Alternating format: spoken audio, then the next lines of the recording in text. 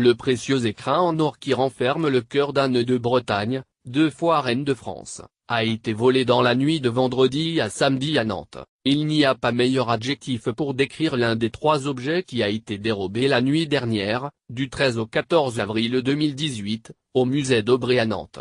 Si les cambrioleurs qui se sont introduits dans les lieux ont volé une statue hindoue dorée et un ensemble de monnaies d'or, ils ont aussi et surtout emporté l'écrin du cœur d'Anne de Bretagne. Et ce reliquaire en forme de cœur couronné est l'une des pièces majeures du patrimoine et de l'histoire de la Bretagne. Anne de Bretagne a été par 2 fois reine de France, née le 25 janvier 1477 dans le château des Ducs de Bretagne à Nantes. Anne devient duchesse à l'âge de 11 ans et demi, à la mort de son père François I. Elle se retrouve alors à la tête d'un duché sur lequel lorgne de longue date le royaume de France, ce qui l'amène à se voir contrainte d'épouser le 6 décembre 1491 son pire ennemi le roi Charles VI, à qui elle offre ses terres en dot.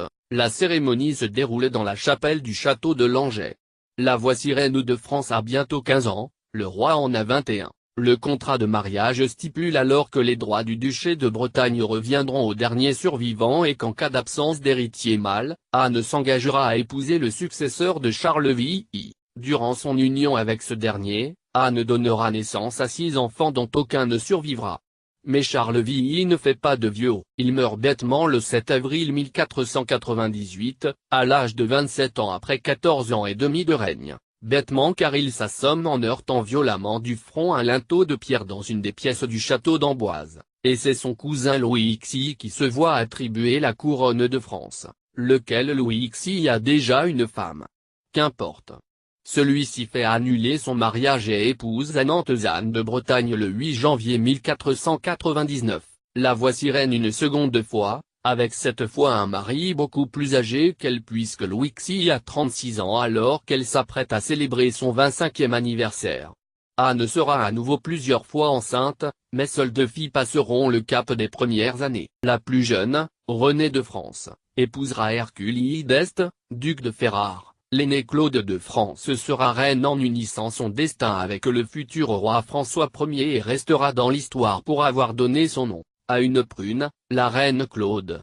Inhumée à Saint-Denis, Anne voulait que son cœur repose dans son cher duché épuisé par ses grossesses successives. Anne de Bretagne s'éteint le 15 janvier 1514 au château de Blois, à l'âge de 36 ans. Son destin de reine de France l'oblige à être inhumée dans la basilique de Saint-Denis, avec son royal époux, mais elle a demandé à ce que son cœur repose à jamais auprès de ses parents, dans son cher duché de Bretagne. Le reliquaire en or est aussitôt façonné et placé dans le tombeau de François I et Marguerite de Foix, dans l'église des Carmes de Nantes. Depuis 1886, le précieux objet était conservé au musée d'Aubray à Nantes, propriété du département de Loire-Atlantique, lequel, dépositaire de l'écrin de cœur d'Anne de Bretagne, a immédiatement porté plainte à la découverte du volume. Une enquête de police a été ouverte.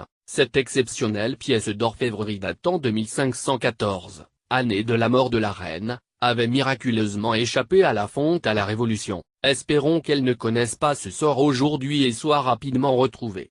Vol de l'écrin du cœur d'Anne de Bretagne, les cambrioleurs s'en sont pris à notre patrimoine commun, une pièce d'une valeur inestimable qui appartient à notre histoire. pic.twitter.com Weblink Philippe Grosvalet @Grosvalet, 14 avril 2018. Quant au cœur lui-même, il y a longtemps qu'il a disparu. À la Révolution, le reliquaire était déjà vide. La matière organique s'était apparemment désagrégée en raison de l'ouverture de cette boîte à 2 reprises au XVIIIe siècle, pour vérifier si le cœur était toujours là, ajouté à des inondations. Toute reproduction interdite.